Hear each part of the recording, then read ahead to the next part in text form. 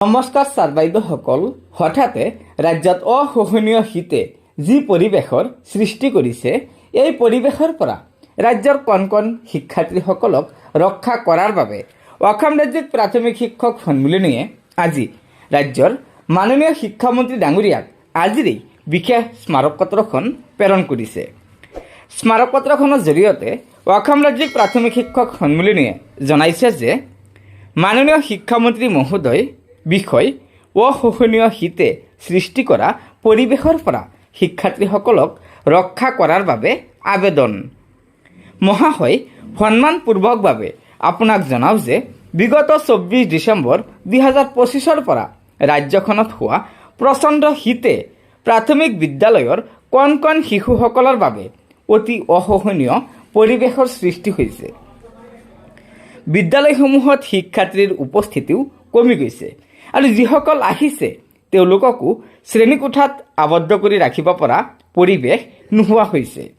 বেছিভাগ বিদ্যালয়তে জুই ধৰি শিক্ষাৰ্থীসকলক চৌপাশে বহুৱাই লৈ পাঠদান কৰিব লগা হৈছে।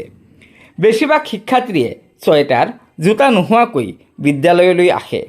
বিগত সময়ত প্ৰাথমিক শিক্ষক সন্মিলনীৰ পৰা শিক্ষাৰ্থীসকলক ছুৱেটাৰ জোতা যোগান ধৰিবৰ বাবে অনুৰোধ জনাই আহিছোঁ।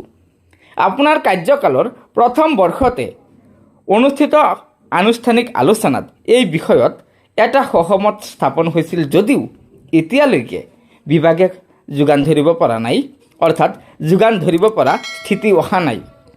মহাশয়, শিক্ষাৰ্থীসকলৰ কষ্টৰ প্ৰতি লক্ষ্য ৰাখি 10 দিনৰ বাবে প্ৰাথমিক বিদ্যালয়ৰ পাঠদান স্থগিত কৰাৰ আদেশ প্ৰকাশ কৰাৰ বাবে অনুৰোধ জনালোঁ।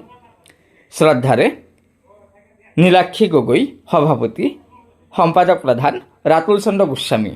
হয় ছাৰ বাইদেউসকল, হঠাতে ৰাজ্যত অসহনীয় শীতে যি পৰিৱেশৰ সৃষ্টি কৰিছে, এই পৰিৱেশৰ পৰা ৰাজ্যৰ শিক্ষাৰ্থীসকলক ৰক্ষা কৰাৰ বাবে অসম ৰাজ্যিক প্ৰাথমিক শিক্ষক সন্মিলনীয়ে অসম চৰকাৰৰ শিক্ষামন্ত্ৰী ডাঙৰীয়াক আবেদন জনাইছে যে শিক্ষাৰ্থীসকলৰ এই কষ্টৰ প্ৰতি লক্ষ্য ৰাখি অতি কমেও 10 দিনৰ বাবে প্ৰাথমিক বিদ্যালয়ৰ পাঠদান স্থগিত কৰাৰ আদেশ প্ৰকাশ কৰাৰ বাবে অনুৰোধ জনাইছে শিক্ষামন্ত্ৰী ডাঙৰীয়াক। গতিকে ছাৰ বাইদেউসকল, আশা কৰিছোঁ এই ক্ষেত্ৰত ৰাজ্যৰ শিক্ষামন্ত্ৰী ডাঙৰীয়াই নিশ্চয় কিবা এটা বিহিত ব্যৱস্থা গ্ৰহণ কৰিব। গতিকে লগৰ বন্ধুবৰ্গক এই ভিডিঅ'টো শ্বেয়াৰ কৰি আজিৰ এই গুৰুত্বপূৰ্ণ খবৰটো জনাই দিব আৰু নতুনকৈ অহা ছাৰ বাইদেউসকলে অনুগ্ৰহ কৰি আমাৰ এই চেনেলটো ছাবস্ক্ৰাইব কৰি ল'ব। ধন্যবাদ। জয় আয়ক।